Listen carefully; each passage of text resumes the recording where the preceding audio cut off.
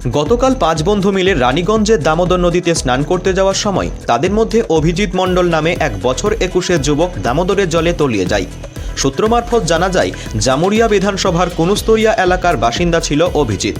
দামোদরের জলে তলিয়ে যাওয়ার খবর চাউর হতেই এলাকায় চাঞ্চল্য ছড়িয়ে পড়ে। খবর দেওয়া হয় পুলিশকে। ঘটনাস্থলে পৌঁছায় উদ্ধারকারী দল। আজ ২৪ ঘন্টা পেরিয়ে গেলেও খোঁজ মেলেনি সেই তলিয়ে যাওয়া ব্যক্তির।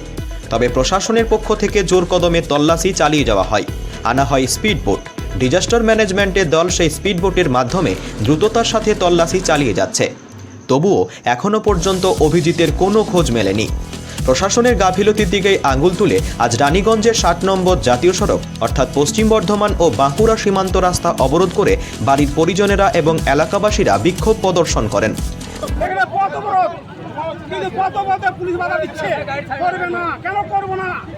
এখনো পুলিশ আমাদের লাশ ২৪ ঘন্টা লাশ খুঁজে দিচ্ছে না, কিন্তু পথ অবরোধ করতে মানা করছে, কেন করবো না? পথ অবরোধ আমরা কেন করতে পারে বাধ্য হয়েছি পথে নামতে। আমরা ২৪ ঘন্টা পুরো পুলিশ প্রশাসন আমাদের উত্তর দিল না। এখনো পর্যন্ত ডুবুরি আসবে, ডুবুরি এখনো পর্যন্ত এলো না।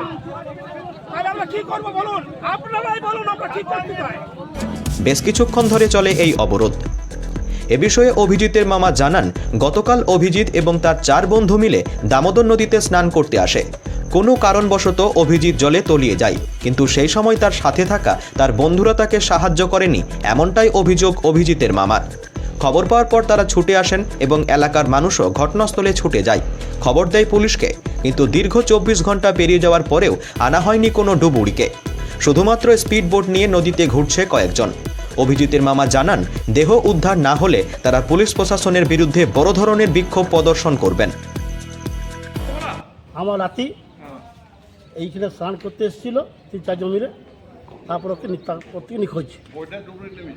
কিন্তু ওরা কেউ যারা ছিল তারা কেউ সাপোর্ট করেনি মনে হচ্ছে, তার ডুবতে নিখো। আর এখানে প্রশাসনও সাপোর্ট করছে না। এখন ডুবুরি আনে নাই, এখন ২৪ ঘন্টা ডুবুরি কাউ আনে নিখো। এখন প্রশাসনও দেখছে নিখো, মানে আমাদের প্রশাসন আমাদেরকেই পাস করবে। এখন আমরা ঘেরা করবো, তখন প্রশাসন ঠিক হবে। এবার থানা ফাঁড়ি ঘেরা করবো, তো রোড অবরোধ করে দেবো, জাম করবো। কজন ছিল প্রায় ওরা? ৪ জন ছিল। কি করতে এসেছিল এখানে? স্নান করতে এসেছিল। নিয়ে কি চাইছেন আমরা? আমাদের লাস্ট জাগলাম তো কি এখন পর্যন্ত কি হলো? এখন তো লাস্ট কোনো কিছু পাই নাই। কেন খোঁজাখুঁজি চলছেন? খালি বোট ঘুরছে কাল থেকে, তো খালি বোটে ঘুরছে কাল থেকে। আর জল তো বাড়ছি, জল তো কমছে নাই। জলটা পরে বন্ধ করে তো এনারা কি বলছেন? প্রশাসন কিছু বলছে না, দেখছি খালি বলছি, দেখছি বলছে। কালকে বলে ডুবুরি বলা হয়েছে, কাজ সকাল হলে ডুবুরি আসবে, এখনো বোধ আসে ডুবুরি আসেনি। তো এখনই কে ছিল এটা? একটা যে নামলো এখন জলে, ও তো এখানে লোকেরই কোনো পড়াও ডুবুরি নাই। বোটের লোক কোনো বোটের লোক বটে, ডুবুরি লয়। কি নাম আপনার? বিমল মণ্ডল। কার্যত প্রশাসনের গাফিলতির দিকেই আঙুল তুলেছেন পরিবারের লোকজন। তবে প্রশাসনের পক্ষ থেকে যুদ্ধকালীন তৎপরতার সাথে নদীতে তলিয়ে যাওয়া ব্যক্তির তল্লাশি চালিয়ে যাওয়া হচ্ছে। কার্যত প্রশাসনের গাফিলতির দিকেই আঙুল তুলেছেন পরিবারের লোকজন। তবে প্রশাসনের পক্ষ থেকে যুদ্ধকালীন তৎপরতার সাথে নদীতে তলিয়ে যাওয়া ব্যক্তির তল্লাশি চালিয়ে যাওয়া হচ্ছে। প্রশাসনের সেই আস্থাকে রেখে অবরোধ তুলে নেওয়া হয়। রানীগঞ্জ থেকে সমীর বাদ্যকরের রিপোর্ট, অ্যাক্টিভেস্ট বাংলা।